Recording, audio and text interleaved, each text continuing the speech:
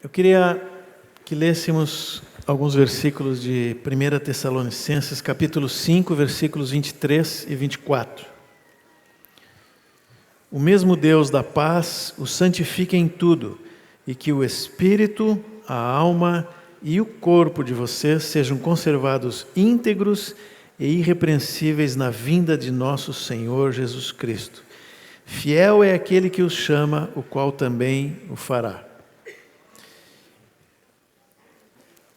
Nós iniciamos falando nessa introdução sobre quem é o homem espiritual, o que é o homem espiritual, o homem maduro, formado à imagem e semelhança do Filho, que é igual ao Pai, e os três que são um, trabalham dentro de nós para chegarmos nesse ponto.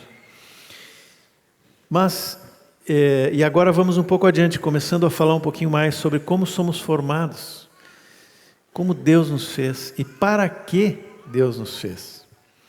E também o que o pecado alterou no projeto de Deus e como Deus resgatou isso e está trabalhando na nossa vida. É a continuidade do que falamos antes e prepara também o que vem depois, né?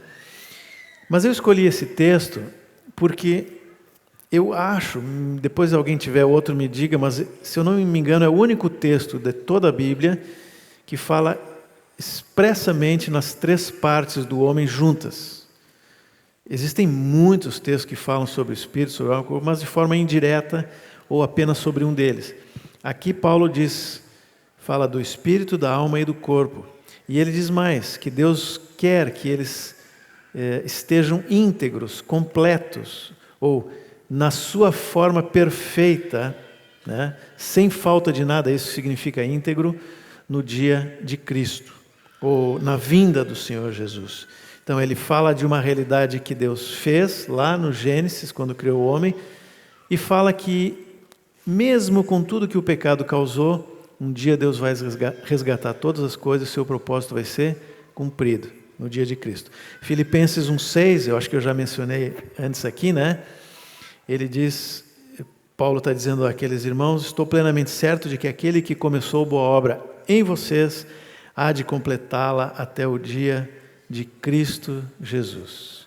Então isso nos dá certeza que Deus vai completar a sua obra na sua igreja. A questão é se nós vamos responder a Deus e vamos deixar que Ele faça isso em nós. E quando e de que forma. Amém. Vamos indo. Já falamos então um pouco sobre o que é o homem espiritual, mas agora vamos ver como que Deus nos criou, né? E esse texto diz espírito, alma e corpo. Vamos dar uma olhadinha lá em Gênesis 1:26. Se vocês não precisam abrir, eu vou lendo aqui para a gente ganhar tempo, tá? Acho que vai passando também ali. Gênesis 1:26, e disse Deus, façamos o ser humano, ou o homem, o ser humano, a nossa imagem, conforme a nossa semelhança. Tenha ele domínio sobre os peixes do mar, sobre as aves do céu, sobre os animais domésticos, sobre toda a terra e sobre todos os animais que rastejam pela terra.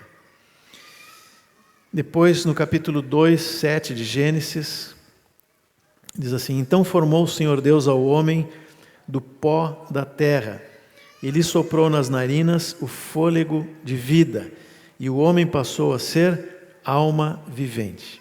Então, aqui também fala do espírito, da alma e do corpo, mas de uma forma onde indica como nós somos formados, né? O pó da terra fala do nosso corpo. É o humus. Quando a gente vai no supermercado comprar terra para planta, está lá no pacote, humus. É por isso que nós somos ser humano. Fomos formados da terra. Esse é o nosso corpo. Tem contato com essa realidade material. Mas também sobre esse homem formado da terra, e eu não vou entrar na química, que se o Tom tivesse, ele ia falar dos elementos, né, que são iguais na terra, né, Tom? Vocês sabem disso, não preciso repetir, né? Mas sobre esse homem formado da terra, Deus soprou o fôlego da vida. E isso nos fala do Espírito que Deus colocou em nós. não é o Espírito de Deus aqui, é o Espírito do homem. Deus colocou um Espírito em nós. Não me perguntem como é o Espírito, como é a alma, que nós vamos descobrir depois. Eu estou dizendo o que diz a palavra aqui, né? Qual é a forma que tem? A gente tem muitas perguntas, não é o caso, não se importem com isso. Deus fez um corpo da terra, isso é o que nós vemos, mas nós não vemos o Espírito e nem a alma, mas Deus fez. Colocou, soprou fôlego da vida. E o homem passou a ser alma vivente. Parece que do contato do Espírito com o corpo surgiu uma terceira parte, que é a nossa alma. De certa forma, nós podemos ver aqui, nessa formação de 3 partes, uma imagem de Deus. Ele disse, façamos o homem a nossa imagem, né? Porque o corpo é a expressão visível do ser humano. Assim como Cristo é a imagem do Deus invisível. Foi Ele que se fez carne. O espírito do homem, não preciso dizer, tem a sua referência no Espírito Santo. Não é a mesma coisa, mas é a imagem de Deus nesse aspecto.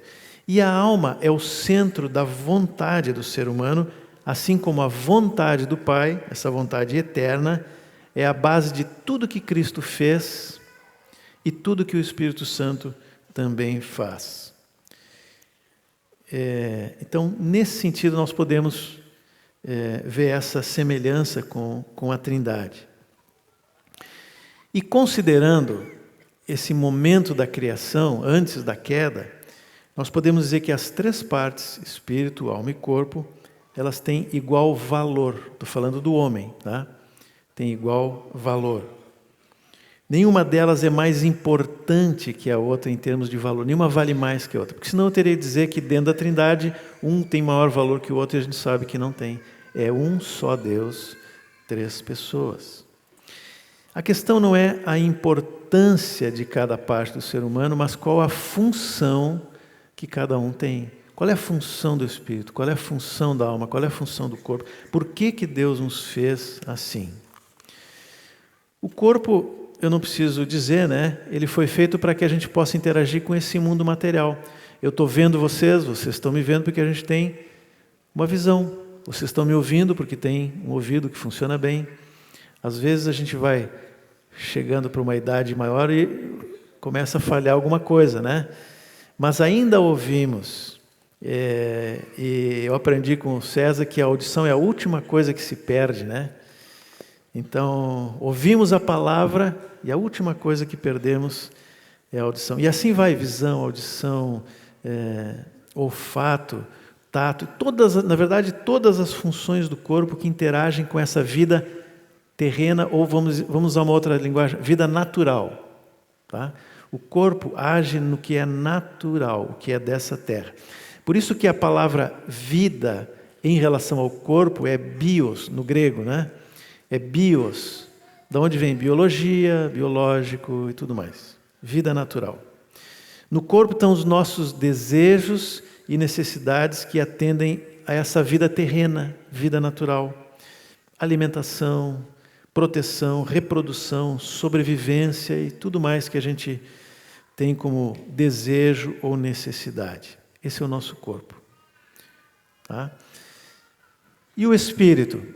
O espírito é o oposto do corpo no que diz respeito ao ambiente onde ele interage. O corpo interage no que é natural, no que é físico, no que se consegue ver, ouvir.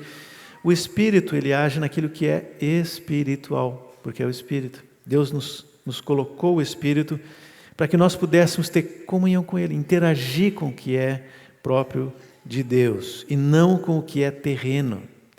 É com o Espírito que nós temos consciência de quem Deus é e do mundo espiritual. Não só de Deus, é também com o Espírito que o homem, né, não nós, mas que o homem pode interagir com outros espíritos, com aquilo que é espiritual. Quando a Bíblia se refere à vida do Espírito, ela usa outra palavra, não é mais bios, mas é zoé ou zoe. Não sei o grego, só sei olhar lá no livro, né? É zoe, vida do Espírito, diferente da bios. E quais são as funções do Espírito? Uma delas é a consciência.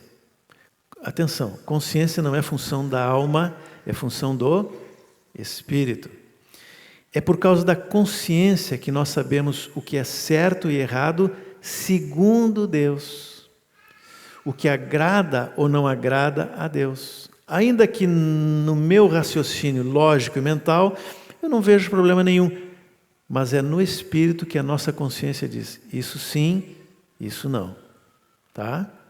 Isso é função da consciência. Eu peguei alguns versículos, não quero usar muitos para não tomar tempo aqui, depois vocês podem pesquisar outros, mas um texto que nós lemos aqui em Romanos 9, versículo 1, Paulo diz assim, digo a verdade em Cristo, não minto, e a minha consciência confirma isso por meio do Espírito Santo.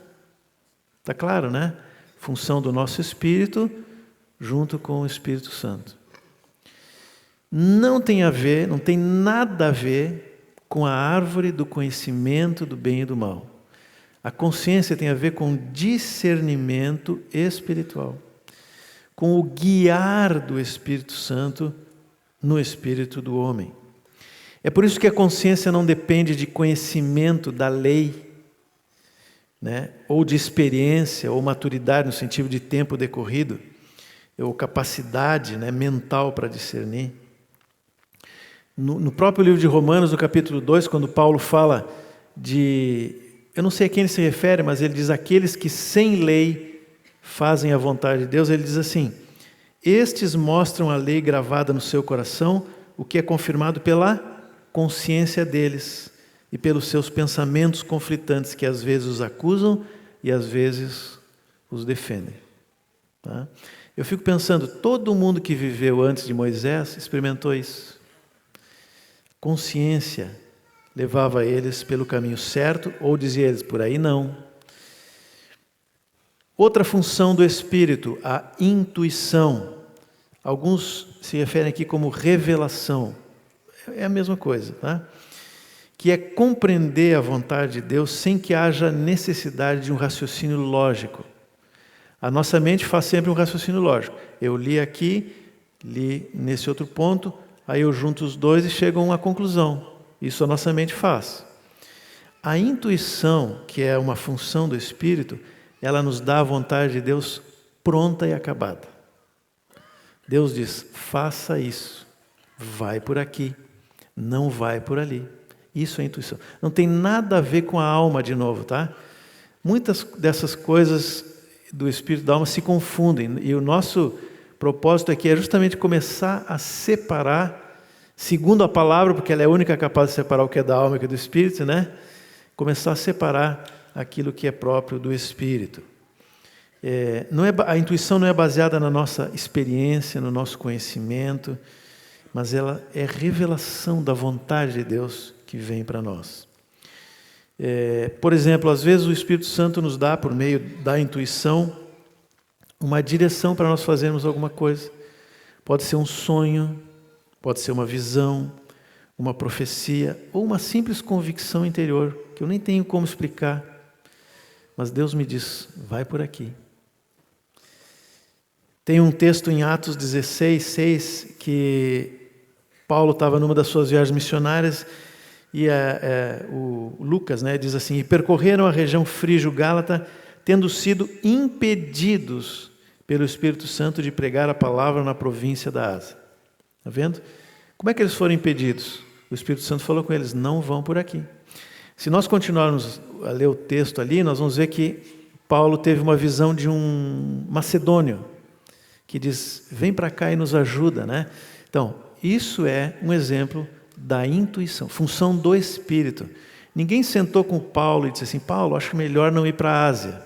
Olha só, tem tantas pessoas lá, tantas aqui, eles estão precisando mais. Não, Paulo não fez nenhum desses raciocínios. O Espírito Santo disse para ele, por aqui não, vai por lá. Outro exemplo da intuição é quando nós lemos a palavra, e esse é essencial para nós também, porque nós podemos compreender o que está escrito aqui com o nosso intelecto. Isso todo mundo sabe, né? Todo mundo pode fazer. Mas se não há uma ação do Espírito Santo por meio da intuição ou da revelação, o resultado espiritual da simples leitura é zero. É preciso, esse é um livro de natureza espiritual. Se o Espírito Santo não revelar a verdade que está aqui, ela fica só aqui e não produz nada de eterno. Eu não estou dizendo que nós não devemos ler, estudar, meditar a palavra, não é isso, tá? Entenda o que eu estou dizendo. É necessário uma ação do Espírito para que essa palavra se torne viva para mim e faça uma transformação. Paulo, quando escreve aos Efésios, capítulo 1 e 2, ele fala de coisas tremendas, né, que a gente tem dificuldade para entender. E ele também deve ter tido, mas aí ele diz assim no capítulo 3, versículo 3, pois, segundo uma revelação, me foi dado a conhecer o mistério, conforme escrevi há pouco, resumidamente. Como é que Paulo entendeu o propósito eterno de Deus, descrito nos capítulos 1 e 2 de Efésios? Ação do Espírito Santo. Tá bem? Então, consciência, intuição, vem a comunhão. Obrigado, Rogério. E a comunhão é o alvo final do trabalho do Espírito Santo no homem. Através da intuição, ele mostra a vontade de Deus. Pela consciência, ele vai nos dizendo, por aqui sim, por aqui não, isso sim, isso não. Mas o objetivo do Espírito Santo é que nós tenhamos comunhão com Deus. Porque esse é um estado permanente da presença de Deus na nossa vida. E isso nós temos pelo Espírito Santo, comunhão. Essa é uma função do Espírito. Isso é o que Deus mais deseja em relação aos seus filhos. Tudo que nós fazemos e tudo que nós falamos aqui é para dizer que Deus quer ter comunhão conosco. A eternidade é uma eterna comunhão. Nós não vamos ter dificuldade de entender o que Deus está falando na eternidade, porque nós temos comunhão. A comunhão resolve tudo. Ela vai fazendo com que a gente sirva ao Senhor ou não sirva ao Senhor, vá por aqui, vá por ali, fale, fique quieto. A comunhão com Deus é a presença constante do Espírito na nossa vida, levando para a vontade de Deus. Vocês lembram da história de Maria e de Marta, as irmãs de Lázaro, né? Marta não estava fazendo nada de errado, muito pelo contrário. Ela estava servindo o Senhor e os discípulos, o que não era uma coisa fácil, né? Vamos lembrar que ele vinha sempre com mais 12 no mínimo. Chegou de repente, com aquela turma toda, não botou mais água no feijão, porque eu acho que eles não tinham feijão naquela época.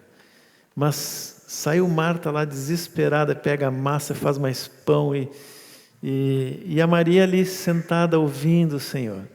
Aí a Marta passou do lado da Maria, vamos lá. E a Maria nem ouviu nada. Estava ali conquistada pela presença do Senhor. Aí de repente a Marta manda o Senhor mandar a Maria, né, trabalhar. Qual era o segredo ali? Marta está fazendo uma coisa errada? Não. Ela estava servindo ao Senhor. E Deus quer que a gente sirva a Ele de muitas maneiras. Mas antes vem a comunhão. E isso é o que Maria é o segredo que a Maria descobriu. E Jesus diz, Marta, deixa a Maria ali, porque ela pegou a boa parte. A comunhão ordena as outras coisas na nossa vida. Não é que o serviço não importe, mas quando há comunhão, tudo entra no seu lugar. E pode acontecer que Deus diga, isso não, como falou para Paulo, não vai para lá. Fica aqui. Em outros momentos ele vai dizer, faz isso, não faz isso, pela comunhão. Nós vamos voltar nesses pontos depois de alguns exemplos práticos, mas agora vamos para a alma, né? Falamos do corpo, falamos do espírito, vamos falar um pouquinho da alma, porque é ali que às vezes a gente se confunde um pouco. E a alma pode ser muito útil ao trabalho do Espírito Santo. Pode sim, desde que no lugar certo, aonde Deus a colocou. Senão ela é um problema. Se não estiver bem ordenada, ela é um problema. Depende da posição em que a nossa alma está. A alma, como lemos lá no texto de Gênesis, ela faz a ligação entre o espírito e o corpo, né? Se vocês forem ler alguns livros que falam sobre, eu acho que o homem espiritual usa essa expressão, e outros também, eles comparam a alma com um mordomo. Mas assim, quem é que tem mordomo hoje? Vocês conhecem algum mordomo? Isso é uma realidade do passado, né? Então vamos dizer assim, a alma é o gerente, é uma coisa mais fácil de entender. A alma é o gerente do homem, né? Tem o dono, tem os funcionários e o gerente está no meio. Ele ouve aquilo que o dono manda e ordena as coisas naquele lugar que ele está gerenciando. É por isso que a alma faz essa ligação. A alma é onde nós temos consciência de quem nós somos. Fala da individualidade do ser humano, como Deus criou cada indivíduo diferente do outro, né? Quando a Bíblia fala da vida da alma, ela não usa nem bios e nem zoe, é psique. Psique, da onde vem psicologia e tudo mais, né? Quais são as funções, ou o que a alma compreende? A alma compreende, em primeiro lugar, o intelecto, ou a mente, que tem, de certa forma, alguma, vamos dizer assim, talvez aí que se confunde com a consciência, né? Mas é diferente. A mente tem intelecto, ou pensamentos. É a condição que nós temos de absorver ou de compreender de forma lógica, aí sim, as coisas que nos cercam. Aquilo que pode ser percebido pelo corpo. Eu estou lendo aqui o texto, na Bíblia, né? E o meu intelecto, que já aprendeu português lá aos 5, 6, 7 anos, vai dar um sentido para esse símbolo que está escrito aqui. Então, o corpo recebe a informação e o intelecto traduz isso. Ok, isso é a nossa mente. Tiago 1,15 diz assim, Tito 1,15 diz assim: todas as coisas são puras para os puros, mas para os impuros e descrentes nada é puro, porque tanto a mente como a consciência deles estão corrompidas. Vê como são coisas diferentes? Consciência fala do espírito, mente fala da alma. E no homem que não está em Cristo, os dois estão corrompidos, tá? Intelecto, segunda função da alma, emoções ou sentimentos, que são aquelas impressões que eu tenho pela experiência e que afetam os nossos desejos, tá? Emoções e sentimentos, você sabe o que é, não preciso explicar muito, né? Alguns dizem que no homem o intelecto é mais forte que as emoções, e na mulher é o oposto, né? Eu acho que na maioria pode ser, mas nem em todos os casos é assim. Tem muita mulher que é extremamente racional e tem homem que é emocional. Então, são funções da alma do ser humano, tá? Um texto aqui só para nós mencionarmos sobre emoções, Isaías 26:9, diz assim: com minha alma suspiro de noite por ti, e com meu espírito dentro de mim eu te busco ansiosamente. De novo, olha a diferença. A alma fala de um sentimento, de um desejo. Eu poderia botar aqui, né? A minha alma tem saudades de ti. É um sentimento. Aliás, essa expressão se repete várias vezes, né? Minha alma suspira por ti. Várias vezes na Bíblia tem essa expressão. É um sentimento da alma. Mas o meu espírito busca o Senhor ansiosamente. É com Ele que nós temos comunhão. E a vontade, que é a terceira parte da alma, eu diria que é a parte central da alma e, de certa forma, a vontade é a chave para todo o homem, espírito, alma e corpo. Tá? Ela é extremamente importante, porque é a vontade, que é uma função da alma, que vai fazer com que eu me volte para o espírito ou para a carne. Ali no capítulo 8 que nós lemos antes, lembra que Paulo vem falando no 7 do conflito, né? No homem interior ele quer fazer a vontade de Deus, mas a sua carne não quer. Ele está naquele conflito. Ele diz: quem vai me livrar desse corpo de morte? Aí ele fala da lei do Espírito da vida, que te livrou da lei do pecado e da morte.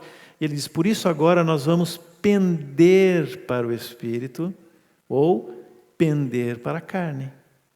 Quem é que faz esse movimento? Eu vou para cá, eu vou para lá? É a nossa vontade.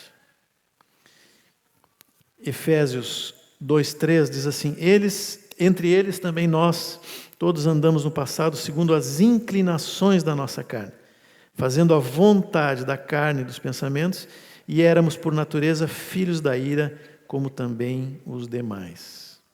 Então a vontade é chave nesse sentido, para nós atendermos à vontade de Deus ou continuarmos a viver na carne. Foi assim que Deus nos criou, espírito, alma e corpo. E se nós estamos falando de homem espiritual, e como que Deus quer nos guiar nessa amadurecimento, então nós precisamos entender como que essas coisas funcionam, como que o corpo e a alma e o espírito funcionam, qual é a ordem. Já vimos que Deus nos fez assim, mas por que Ele nos fez assim? Como os três funcionam juntos? Porque não tem como separar, né? Se eu separar o espírito do corpo, você sabe o que é, né? É morte. Então, o Senhor nos quer vivos. Enquanto estamos aqui nessa terra, os três vão estar juntos. A primeira coisa que eu preciso lembrar é que Deus estabeleceu uma ordem quando criou o homem. Qual era essa ordem? Se o espírito tem comunhão com Deus, é de lá que vem a direção. Ele não é mais importante que os outros, mas ele tem uma proeminência no sentido de que ele é que recebe a ordem do Espírito Santo. O nosso espírito ouve a Deus. A alma está sujeita ao espírito, como um bom gerente sujeito ao dono da casa, ao dono da loja. E o corpo sujeito à alma, que com sua vontade vai dizer, faz isso, não faz isso. Tá? Essa foi a ordem que Deus estabeleceu lá no jardim. Adão e Eva, eu acho que eu posso usar a expressão, eram tecnon, filhos criados por Deus, chamados à comunhão com Deus diariamente. E não havia pecado que separasse eles de Deus, ou seja, eles tinham livre acesso a Deus, seriam conduzidos por Deus em todas as coisas, até chegar o estágio de filhos maduros. Eu imagino que se Adão e Eva não tivessem pecado, um dia eles seriam transformados, como vai acontecer no arrebatamento. Talvez, não sei. A gente não sabe o que não aconteceu, né? Então não vamos especular. Mas, se Deus quer isso para nós, provavelmente é o que Ele queria para Adão e Eva. Havia uma ordem, espírito, alma e corpo, para chegar nesse resultado. Deus se manifestava no espírito para governar a alma e ela governava o corpo, que fazia a vontade de Deus. Mas a serpente, 3 pontinhos, vocês sabem o que diz o texto, ela chamou a atenção para o homem para algo que quebrava essa ordem. Por quê? Se no espírito nós sabemos qual é a vontade de Deus e a consciência nos diz o que é certo e errado, Deus vai para Adão e Eva e disse, não comam daquela árvore do conhecimento do bem e do mal, porque no dia que vocês comerem, vocês vão morrer. A serpente sabia que o desenvolvimento da alma, sem o guiar do Espírito, levaria o homem à separação de Deus. E por isso ela leva Adão e Eva a pecarem. E o pecado, e essa escolha que Adão e Eva fizeram, não vamos botar só Eva, não, Adão estava junto ali, né? A escolha daquele primeiro casal subverteu a ordem que Deus havia estabelecido para o homem. Além de ter separado o homem de Deus por causa da impureza, por causa do pecado. Separado de Deus, o espírito do homem não poderia mais receber a intuição e nem ter comunhão com Deus por causa do pecado. Só uma partezinha ficou, vamos dizer assim, acesa, que é a consciência. Essa ficou como se fosse uma luzinha do controle remoto, está ali. Só que agora essa consciência acusa o homem, que ele está longe de Deus. O homem nunca conseguiu administrar a si mesmo só com a árvore do conhecimento do bem e do mal. Acho que não estou dizendo nenhuma novidade, né? Nós estamos hoje num momento em que a ciência nunca foi tão desenvolvida. Às vezes eu vejo algumas coisas sobre inteligência artificial que me maravilham e me assustam ao mesmo tempo. Eu pensei, como é que a gente chegou nesse ponto? Mas estamos aí. A ciência progrediu. Agora eu pergunto, o mundo está melhor do que não vou botar milênios, 100 anos atrás? 200, 1000, 2000. Está melhor do que o Jardim no Éden, com toda a tecnologia, com toda a ciência. E eu não estou falando mal da ciência no sentido daquilo que nós podemos obter de proveitoso, né? Mas sem Deus, é perdição qualquer forma da árvore do conhecimento do bem e do mal. Esses tempos eu estava lendo Lucas 12 e passa naquela parábola do servo fiel e depois tem o outro que é o infiel, né? E me chamou a atenção, eu nunca tinha pensado nisso, mas ali também tem uma figura dessa desordem. Porque diz lá que o senhor, o patrão, vamos usar essa linguagem, né? Foi viajar e entregou os conservos na mão do mordomo. E aí, ao invés de seguir a ordem do chefe, do patrão, do dono da casa, ele passou a fazer o que bem lhe agradava. E os outros servos ficaram lá perdidos. Essa é a figura do homem sem Deus, uma alma desordenada que tenta se virar conforme o conhecimento do bem e do mal, e o corpo sofre e o espírito está morto para Deus. O novo nascimento, quando nascemos do alto, nós recebemos o Espírito e fomos devolvidos à comunhão, não mais sem pecado, ou melhor, não mais com pecado, agora sem pecado, sem aquilo que nos separava de Deus, com o Espírito Santo habitando no nosso espírito, que agora vai trabalhar para reordenar as coisas na nossa vida. O que ele vai fazer? Ele vai colocar o espírito, a alma e o corpo. Esse é o segredo. O Espírito Santo vai reordenar as coisas na nossa vida. Em outras palavras, eu posso dizer que no homem espiritual, a vida natural se sujeita à vida espiritual. Esse é o segredo. É isso que o Espírito Santo faz. Ele não anula aquilo que é natural, mas ele submete o corpo e a alma ao Espírito. Nós podemos dizer que o homem espiritual, aquele que é guiado pelo Espírito, que é filho maduro, ele vai ordenando a alma que comanda o corpo para que sirva a Deus. Romanos 12, né? Romanos 12, 1. Apresentar o nosso corpo como sacrifício vivo, santo e agradável a Deus, pela renovação da mente, que é o nosso culto racional. A palavra lá é lógicos, é racional mesmo. Agora, culto não é uma coisa do Espírito? Sim, mas uma vez que nós fomos trabalhados pelo Espírito Santo e a ordem foi ajustada novamente, agora eu sirvo a Deus com o meu espírito, com a minha alma e com o meu corpo. Eu posso servir a Deus em integridade. Qual o objetivo? De novo, né?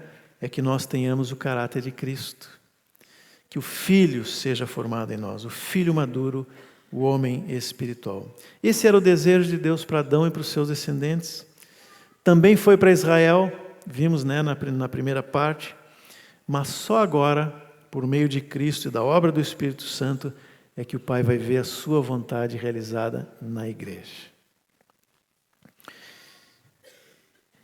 Eu também queria falar de alguns equívocos que às vezes nós temos e aí puxar algumas coisas práticas, que eu creio que é o momento da gente fazer isso agora, né? O primeiro engano que às vezes surge nesse assunto do trabalho de tornarmos homens maduros, homens e mulheres espirituais.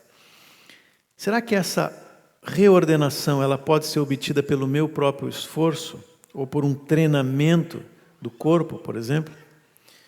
Não, não posso. Isso é obra do Espírito Santo.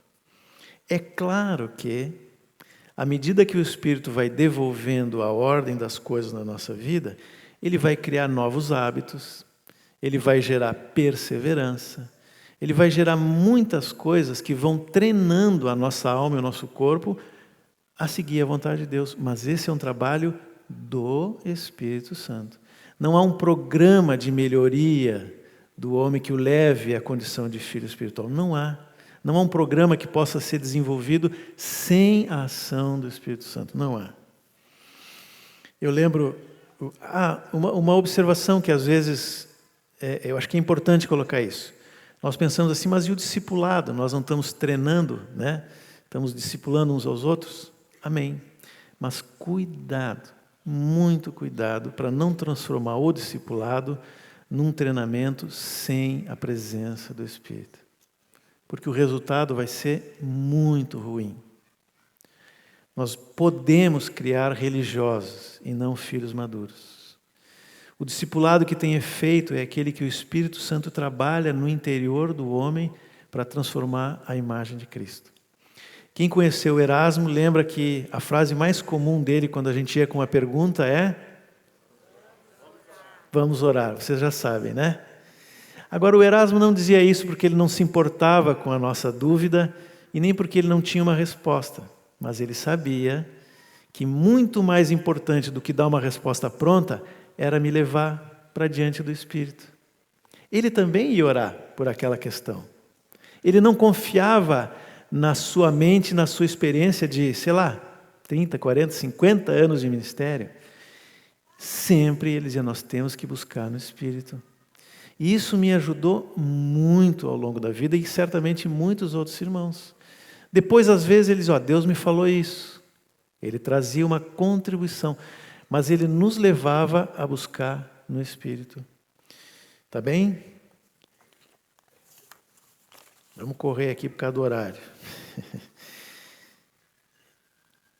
Outro problema, outro engano. Será que o Espírito Santo faz uma melhoria, uma reforma na nossa alma ou nos nossos desejos do corpo?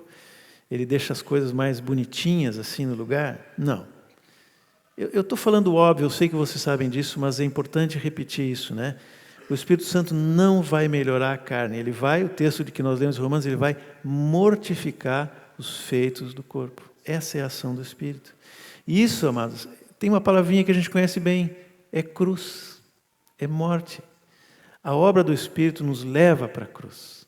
E assim nós vamos mortificando aquilo que é da carne e deixando que fique só o que é do Espírito. Gálatas 5, 24 e 25 diz assim: os que são de Cristo Jesus crucificaram a sua carne com as suas paixões e os seus desejos. Se vivemos no Espírito, andemos também no Espírito. Há uma nova aliança, não mais com Adão ou com o homem natural, porque esse já morreu, mas com um novo homem, com uma natureza nova que é espiritual. E essa natureza espiritual, ela vai prevalecer sobre o que é da carne. É a única forma que nós temos de chegar onde Deus quer. É por isso que Paulo, lá em Romanos 6, quando ele fala do batismo, ele diz que nós somos unidos na semelhança da morte do Senhor, para sermos também unidos na semelhança da sua ressurreição. Ele logo em seguida, ele diz assim, vocês precisam apenas considerar que vocês estão mortos. Considerai-vos mortos. O que Paulo está dizendo ali? Cada vez, se alguém pecar, eu não vou ter que me batizar de novo. Não vou ter que morrer de novo. Eu já morri. Eu fui incluído na morte de Cristo. O assunto está resolvido nesse sentido. Agora é um trabalho do Espírito Santo de aplicar isso na minha vida. O Espírito Santo é que vai me conduzir a não dar mais lugar à cobiça, como fala lá em Tiago, que é aquilo que nos atrai e seduz para longe da vontade de Deus, e assim ele vai mortificando aquilo que é da carne. Tá bem? Tranquilos até aqui? Agora eu vou para o outro lado. Cuidado para não pensar que ao mortificar as obras da carne, o Espírito mata a nossa alma. Ele nunca faz isso. A nossa alma tem um valor muito grande para o Senhor, assim como o nosso corpo, enquanto estamos aqui nessa terra. Lembra que Jesus disse quando perguntaram para ele, qual é o maior dos mandamentos? Jesus respondeu, amarás, pois, o Senhor teu Deus de todo o teu coração, de toda a tua alma, de todo o teu entendimento e com toda a tua força. Ali está espírito, alma e corpo, integral. Isso é o principal dos mandamentos. Então, Deus não anula a nossa alma, Ele põe ela no lugar. Tá? Agora, qual é a importância prática disso? E qual é o problema se nós não agirmos assim? Eu mencionei antes que a vontade é uma das funções da alma e é uma parte importantíssima do ser humano, porque é ela que nos leva ou a fazer a vontade de Deus, ou a vontade da carne, né?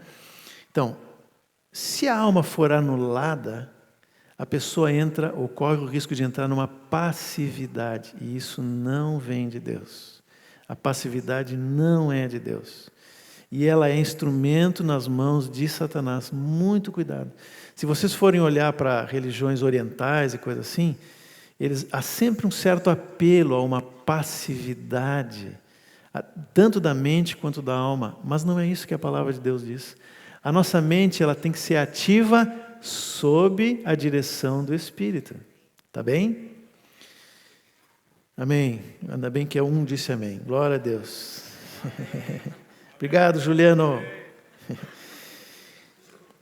Filipenses 2, é um texto muito conhecido nosso. Ele diz lá no versículo 5 assim: tende em vós o mesmo sentimento, a mesma disposição que há em Cristo Jesus, né? Bom, esse tende em vós, me corrijam aí os professores de português, é um imperativo, é isso, né? Imperativo, tende em vós. E aí ele vai falando como era Cristo e como nós temos que ser. Depois, mais adiante, no versículo 12, se não me engano, ele diz assim: desenvolvei a vossa salvação com temor e tremor. Outro imperativo. Está dizendo para os irmãos lá em Filipos, né? Tende em vós e desenvolvei a vossa salvação. Tá bom. Aí um dia eu estava lendo esse texto e fui para o versículo seguinte. Versículo 13. Põe lá o versículo 13. Como é que diz? Porque é Deus quem efetua em vós tanto querer como realizar. Aí eu parei e perguntei: como assim, Senhor? Se tem dois imperativos, mas é Deus que executa o querer e o realizar, o que sobra para mim? Gente, eu ouvi como se tivesse alguém do lado. Diz assim: a vontade. Entre o querer e o realizar, tem a vontade. Entre o que é manifestado no nosso espírito, porque é lá que Deus manifesta o que Ele quer, é lá que Ele gera fé, é lá que Ele gera intuição, é lá que Ele vai nos dizer o que é certo, o que é errado. Aquilo que Deus manifesta no Espírito, Ele quer que seja realizado pelo corpo, e Ele vai dar forças, Ele vai dar poder para eu fazer a vontade dEle. Mas tem uma coisa que Ele não mexe, é com a minha vontade. Essa eu tenho que virar a chave. Por isso que a alma tem que ser ativa nas coisas de Deus, sob a direção do Espírito Santo. Está claro isso para vocês? Amém. Glória a Deus. Vamos lá. Mais um engano. Segura a fome aí mais um tempinho, tá? Outro engano que às vezes a gente ouve é o seguinte: o corpo não tem valor nenhum. O importante é o espírito, um pouquinho a alma, mas o corpo, né? A carne para nada mais presta. Está bem que um dia essa carne realmente vai ser destruída, porque ela foi condenada e não tem solução para este corpo aqui. Mais cedo ou mais tarde, ou nós vamos morrer ou vamos ser transformados. Esse corpinho aqui vai deixar de existir, né? Mas enquanto nós estamos aqui, esse corpo tem sim importância para Deus. Ele é útil para que a vontade de Deus se cumpra. Acabei de mencionar Romanos 12. Nós apresentamos o nosso corpo como sacrifício vivo, santo e agradável a Deus. O que falamos tem que agradar a Deus. O que nós ouvimos, o que nós vemos, o que nós fazemos ou não fazemos, precisa agradar a Deus. Qual é a importância prática disso, né? Deus espera uma sujeição da alma que governa o corpo para que seja agradável a Ele, para que faça a vontade dEle. Mas, às vezes, nós ouvimos frases tipo assim, né? O que importa é aquilo que está lá dentro. Deus olha para a sinceridade do meu coração. O que eu faço, como eu me visto, como isso, como aquilo, não tem a menor... Deus olha a sinceridade. Deus olha a sinceridade? Claro que olha. O que importa é que nós o adoremos em espírito e em verdade. Mas uma vez que o Espírito Santo vai ordenando as coisas, ele vai chegar na ordenação também do nosso corpo, para que nós expressemos do lado de fora aquilo que agrada a Deus. E ele vai descendo nos detalhes. Eu contei um exemplo que aconteceu comigo essa semana, né, de uma brincadeira. Mas Deus vai afinando o nosso ouvido espiritual para que aqui fora eu só faça aquilo que agrada a Deus. A Bíblia está cheia de exemplos onde há a participação do Espírito, da vontade, da alma, né, e do corpo. Desde a nossa conversão, né, Romanos 10, 9 diz que se eu crer com o coração e confessar com a minha boca, eu tenho a salvação. Olha, Deus poderia dizer assim, eu conheço o teu coração, basta o que está lá dentro, não precisa dizer nada, não precisa falar nada. Logo depois Ele nos leva para o batismo, que o nosso corpo vai ser molhado. Não precisava isso. Deus poderia dizer assim, olha, a partir de hoje o mundo está morto para ti e tal, mas Ele faz com que o nosso corpo participe das coisas, porque nós somos espírito, alma e corpo. Então o corpo sim tem importância, e poderia dar muitos exemplos aqui. Tá? Deus vai ordenando o nosso ser, espírito, alma e corpo. Primeiro lá dentro, depois lá fora. Usando os meus exemplos, né? Se uma pessoa que não creu no Senhor, que não recebeu vida no Espírito, for para o batismo, ele vai tomar um banho. Moisés dizia isso, né? Só toma um banho. Mas, se houve esse nascimento lá dentro, aquilo tem importância espiritual. O batismo tem essa importância espiritual. Deus preparou isso para que a gente experimente de uma forma plena. Outro engano que está relacionado ao anterior, sobre o pouco valor do corpo, é que, às vezes a gente diz assim, eu não preciso cuidar do corpo, não preciso cuidar de nada. E até nós podemos usar exemplos das pessoas que no mundo que supervalorizam o cuidado do corpo, né? E tem exageros, eu não preciso nem dizer para vocês a quantidade de coisa que tem hoje aí no mundo. Então nós dizemos, não, o mundo fala assim, então eu vou descuidar do corpo. Mas o corpo é templo do Espírito Santo. Em outras palavras, não nos pertence mais, pertence a Deus. Nós somos mordomos desse corpo. Como é que a gente cuida desse corpo? Para que o Senhor possa nos usar de forma plena. Um corpo saudável, uma mente sã, depende muito das escolhas que eu faço dia a dia. O que eu como, o que eu não como, o que eu faço, o que eu não faço. E desculpe entrar num assunto tão simples, né, do nosso dia a dia, mas é que isso se reflete o quanto Deus pode usar a minha vida de forma plena.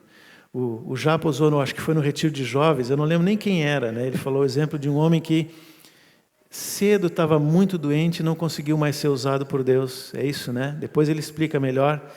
E ele disse assim, Deus me deu uma mensagem e um cavalo, é isso? E eu matei o cavalo. Então, irmãos, o Senhor está nos chamando nesses dias para nós ordenarmos espírito, alma e corpo e podermos servir a Ele de forma integral. Amém? Por fim, eu queria resumir essa segunda parte, que é uma parte bem prática, né? Dando um exemplo, eu pedi para o Senhor me dá um exemplo de como nós podemos reordenar a nossa vida conforme esse modelo que estava lá no Gênesis, que é a tua vontade inicial. E quais são os equívocos, os erros que nós podemos fazer nessa caminhada que impedem que essa ordem seja colocada. E o Senhor me lembrou que quando nós falamos de amor, que é uma coisa essencial, né? Deus é amor. Mas o Novo Testamento, quando fala de amor, ele usa 3 palavras. Eros, que se refere a amor no corpo, amor físico. Como no português só tem uma palavra, né? No grego são 3, no português só tem uma. Então a gente agrega um adjetivo ali. Eros fala de amor físico, ou amor sexual. Filéu é o amor na alma, amizade, aquela unidade com alguém que não necessariamente é um marido e a mulher, mas pode ser pai, filho, irmãos, amigos, poderia dizer amizade. E tem ágape, que é amor no espírito. Então, 3 palavras para definir o amor nas suas mais diversas formas. Os 3 são importantes. Os 3 Deus fez. Deus fez um corpo, Deus fez um homem, Deus fez uma mulher, e a primeira coisa que Ele diz para eles é: sede fecundos, multiplicai-vos, enchei a terra e sujeitai-a. Não é à toa que o mundo hoje ou distorce isso completamente para que seja feito de uma forma que Deus não estabeleceu, ou nos leva a agir de uma forma que nós não atendemos mais à voz de Deus. Então, eros é importante? É importante. Diz respeito ao corpo. Filéu, o amor da amizade, da camaradagem, é importante? Claro que é. Nós precisamos uns dos outros. As mutualidades têm muito a ver com o filéu.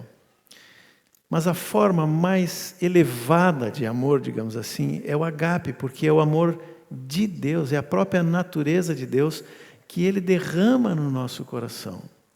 Tá bem? O pecado desordenou tudo isso. Não preciso dizer para vocês como o pecado fez, né?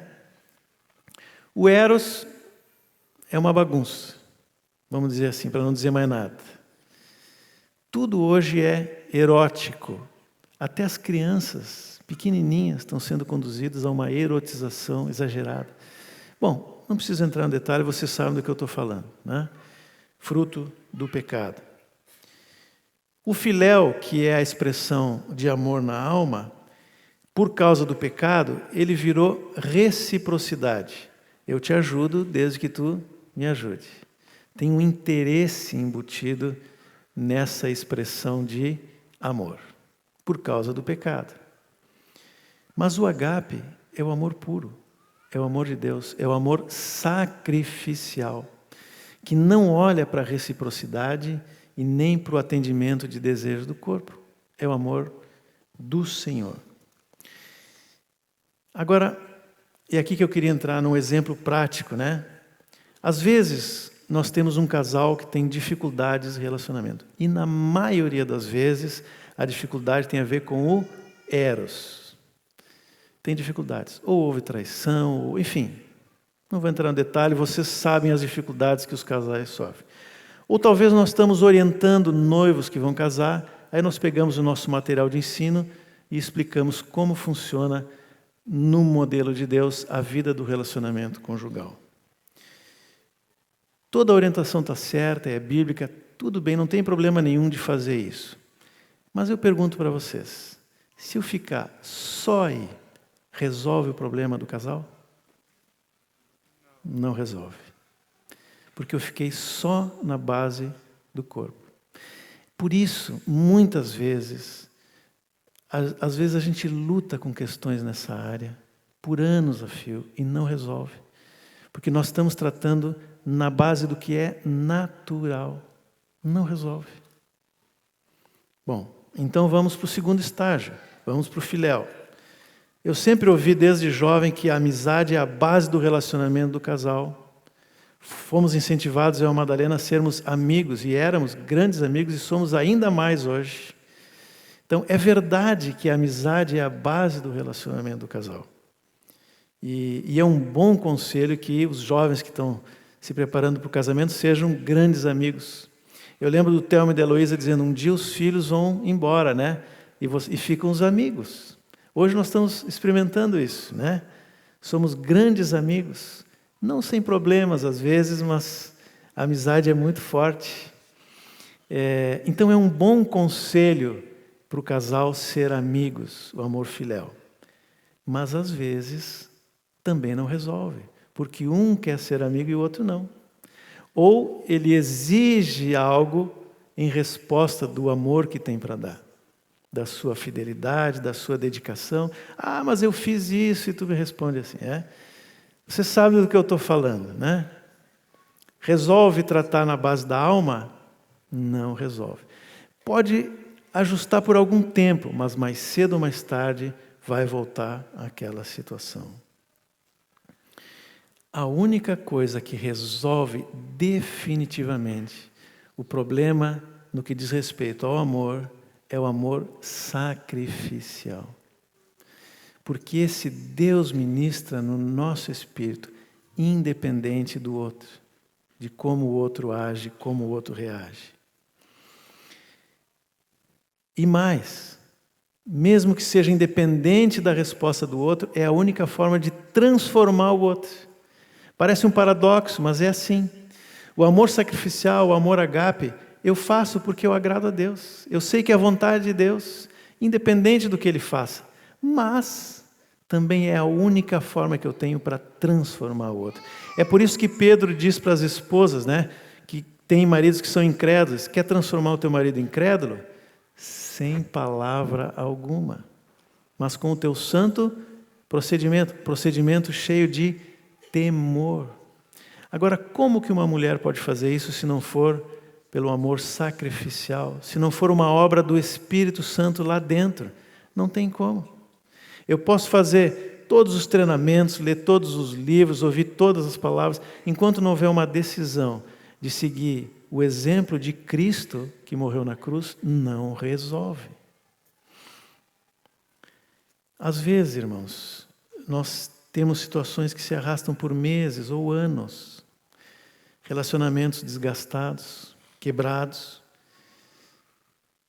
Tudo que está na Bíblia já foi dito. Não serviu a Bíblia, eu vou para o livreto. Estou brincando, né? Não serviu a Bíblia nem o livreto, aí eu vou para o livro de auto-engano, que é o livro de autoajuda, né? Mas é livro de auto-engano. E não resolve, nada resolve, porque falta o ministério, o serviço do Espírito Santo, trazendo o amor sacrificial lá dentro. Só vai solucionar quando alguém morrer para a sua alma e deixar que o amor sacrificial, o amor agape, se manifeste no nosso corpo mortal. E é isso que o Espírito Santo quer fazer em cada um de nós. Algum tempo atrás, eu ouvi o testemunho de um casal, de uma irmã, e eu não guardei o nome, então talvez vocês tenham ouvido, saibam quem é, mas eu guardei a história. Me tocou muito e eu queria trazer isso agora. É a história de um homem de Deus, muito usado por Deus no século XIX, eu acho, que tinha uma esposa convertida, temente a Deus, cheia do Espírito, cheia do amor agape, e ele não queria que ela vivesse aquela vida, aquilo incomodava ele, e um dia ele disse para ela: se tu for na igreja hoje, eu vou fechar a porta e tu não vai entrar na volta. E ela foi, e quando voltou, ele cumpriu o que disse, fechou a porta, passou a chave e não deixou ela entrar. E ela teve que dormir ali do lado de fora, no inverno, na neve, como se fosse um cachorro ali, na frente da porta. No outro dia, ele saiu, não tinha café arrumado, né? Não tinha as coisas prontas lá. Ele lembrou, abriu a porta, estava ela lá. O que ela fez? Ela levantou e disse: bom dia, meu amor. Deixa eu fazer o café para ti, preparar a tua marmita e te abençoar para mais esse dia de trabalho. Aquele homem olhou para ela e disse: quem é você? Quem tu é? Isso não é humano. E esse homem se tornou um grande servo de Deus. Há registros de muitos milagres, muitas curas e até ressurreições, pelo menos é o que dizia no texto, na vida de um homem que foi conquistado pelo amor agape. Irmãos, o Espírito Santo nos chama a viver uma vida superior. E essa vida superior é no Espírito. Tudo que é próprio de Deus, Ele comunica no nosso espírito. E Ele vai trazendo isso para a nossa alma, curando a nossa alma e ordenando as coisas no nosso corpo para que eu sirva a Ele como Cristo. Como Cristo. Ele pode ver no fruto do seu trabalho a imagem e semelhança de Jesus em cada um de nós. É isso que o Pai deseja. Ele nos chama à comunhão com esse objetivo. É isso que Ele quer conosco. E essa é a palavra que nós tínhamos para essa manhã, nessa introdução desse assunto, De tarde vamos falar um pouquinho mais sobre as coisas práticas, mas eu queria bater de novo nessa tecla. Deus quer homens e mulheres maduros, espirituais, que vivam no Espírito, pelo Espírito. Só assim Ele vai nos transformar à imagem de Cristo. Amém? Senhor, te damos graças, Senhor, por esse tempo, por essa manhã, pela Tua misericórdia conosco, pela Tua palavra, pelo ministrar do Teu Espírito Santo. Tu sabes as minhas limitações, as nossas limitações em falar, em ouvir, em compreender, mas, Senhor, não há limites para o Teu Espírito, Senhor. E eu quero te pedir que aquilo que não foi dito, aquilo que foi esquecido, ou aquilo que foi dito de forma errada, Senhor, seja consertado dentro de cada um pelo Teu Espírito. Que nós possamos experimentar hoje, de uma maneira muito real, concreta, esse ministrar do Teu Espírito Santo em nós. Em nome de Jesus. Quero te pedir que isso continue acontecendo durante a tarde, durante a manhã de manhã, todo esse tempo. Que haja uma transformação em nós, Senhor, que haja uma decisão nossa de seguirmos a Ti, somente a Ti, Senhor.